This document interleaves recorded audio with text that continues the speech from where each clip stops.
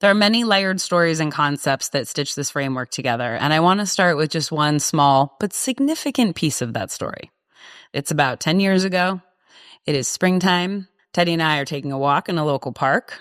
And as we talked, it kind of like emerged that we'd both been thinking a lot about trauma and healing, but from different angles. I'd been thinking about how trauma occurs at these different levels, what we'll call now layers, in part to try to understand the ways I saw trauma impacts in groups and systems, like behaving and showing up differently than it did with individuals.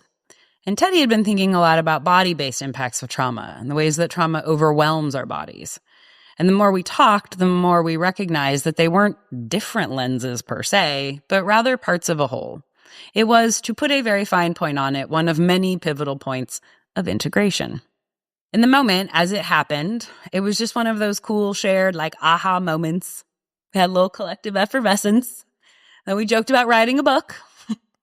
And towards the end of our walk, Teddy said, "It's like everyone should just have universal access to healing," a statement which stopped me in my tracks. And I have thought about it in some way every day since then. I joked and I said, "Wow, universal access to healing. That's amazing. And it's definitely what we should name the book."